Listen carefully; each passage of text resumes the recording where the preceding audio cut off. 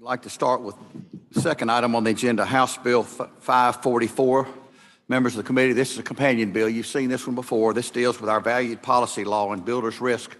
You might recall that the Southern District Court ruled in a case that valued policy law related to the builder's risk policy and the problems that that would create if someone were building a new home and they were just had it framed up and had a loss from a windstorm, that the Southern District Court ruled that they would get the entire value of the policy instead of just the amount of harm that was done to the time.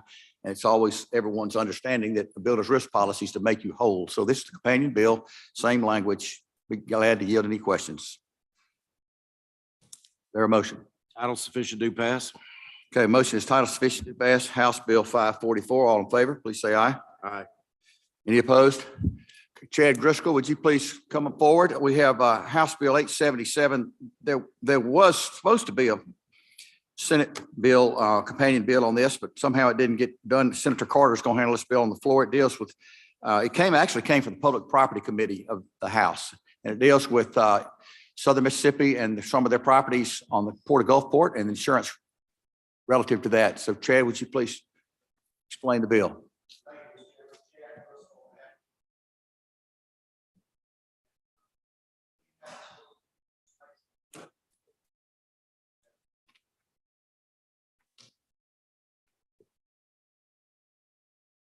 The bill you have before you makes it abundantly clear that the University of Southern Mississippi would have the right to insure a piece of property known as the Roger F. Wicker Center for Ocean Enterprise at the State Port of Gulfport.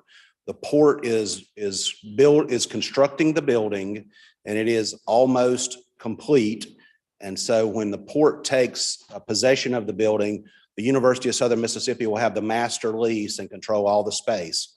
So the port will also investigate getting insurance on the property, as will the University of Southern Mississippi, and whichever entity can obtain the better package is the one we'll go with. And then that will be accounted for in the lease, the final lease that we have with the Port of Gulfport, which is the state port, which is two state entities doing business together.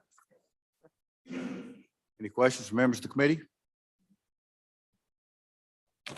I'd like to make a motion, title sufficient to pass. Motion is title sufficient to pass. House Bill 877. All in favor, please say aye. Aye. Are there any opposed? Okay, House Bill 1084. This bill deals with continuing education requirements. The strike all is what we will be taking up. It deals with insurance licensees and real estate licensees. Commercial continuing education, becomes optional under this law for anyone who has been licensed for at least 25 years and reaches the age of 65. That's simply it, optional. It will not be required any further. We've got a lot of groups here that are in favor of this legislation. It came up to us at 20 years, and the committee amendment was to change it to 25 years. We feel if someone's been practicing and kept their nose clean and learned and done a good job over 25 years and reaches the age of 65. Another reason this is important is because many people might retire at 65 or sell their book of business, and they don't want to have to continue going to CE classes if their compensation for the sale of the business is to get their renewal commissions in later years. So they could keep their license active, but this would make any kind of CE optional. Dr. Thomas. Okay, was there a question? Anybody else? Okay, what's your motion, Senator Thomas? Okay, motion is, Strike all. yeah, strike all. Title sufficient to pass, strike all. House Bill 1084. All in favor, say aye. Aye. Any opposed? Okay, House Bill 1162, Senator McClendon, you're recognized. Thank you, Mr. Chairman. House Bill 1162 is about reciprocal insurance and revises sworn declaration requirements of the company board of directors for. In section 1 of the bill, it removes the requirement of having to have 10 applications pending prior to licensure. And if you think about that, a company is going to have 10 applications before they can be licensed. That's way outdated language that we want to disregard. Section 2 of the bill removes the requirement that the board of directors must be composed of 2/3 subscribers. you don't want people on there that do not know the business of. And then generally, these changes are modernizing outdated statutes and allow for more efficient process for insurance companies, which will make it much better for consumers on pricing. And this is a bill that is approved by the insurance commissioner. And are there any questions? I'd like to make a motion. Okay, Senator, motion. Title sufficient, do pass. Motion is title sufficient to pass. House Bill 1162. All in favor, say aye. Aye. Any opposed? That bill will be reported. Thank you, Mr. Vice Chairman. All right, House Bill 1190. This language may look familiar to you. We had a similar bill last year for property and casualty insurance. Because of the internet world we live in now, this would allow plan sponsors to deliver their communication by electronic means. If you look at lines 38 through 41, you'll see also that they must provide the party an opportunity to opt out and receive it by mail. All it does. Any questions?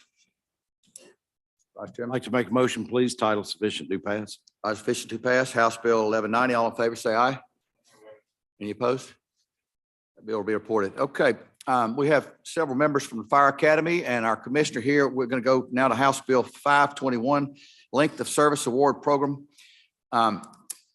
Somehow this fell through the cracks and the bill was supposed to be a companion bill of the Senate. We never heard anything about it. You had supposed to. We never heard from anybody on it. And so this came from the House and we're now gathering the information, and this bill is double referred and also has a reverse repealer in it. And that's the way it came to us from the House. So Senator McClellan, would you please take charge? Thank you, Mr. Chairman.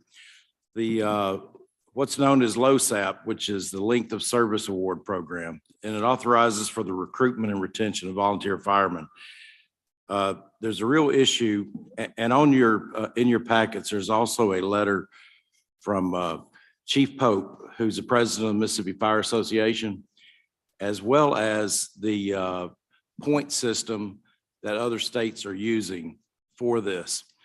What this program does is takes a portion of the insurance premium tax that insurance companies are taxed. Instead of 1/10 of that tax, they will take it 1/20 and put it towards this program for volunteer firemen to have an annuity at the time of their retirement. Now, the bill has a requirement of years of service as well as requirements for how many times that they've made a call. How are they assistant fire chief or fire chief? You get more points by the different things that you qualify by. It's something that's much needed. At the end of the time, it's not a whole lot of money. This will not be in PERS whatsoever. It'll strictly be set up in an account. And it's not a new tax. It's money that's already here. It's just a diversion and putting towards where volunteer firemen can have something that they can say, you know, I've worked 10 years. Then they get maybe 1/6, 15 years, they get a difference.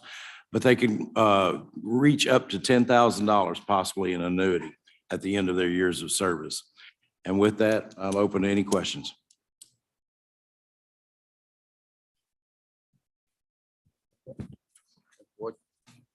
Is there a reason we have a reverse repealer in here?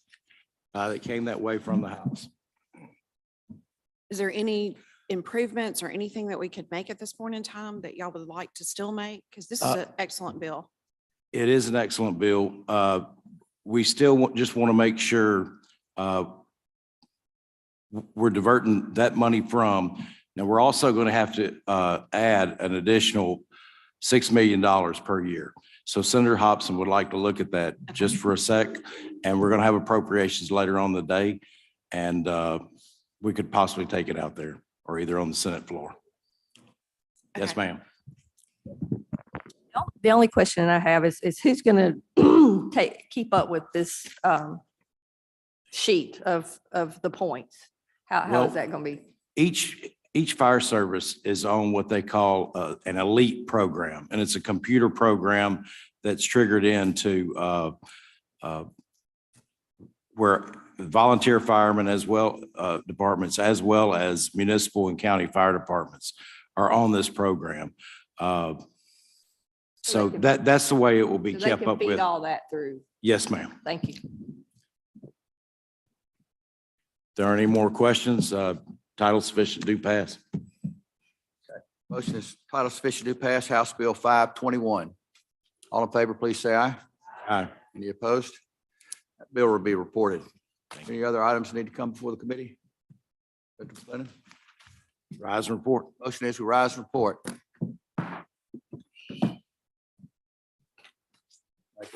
Great job.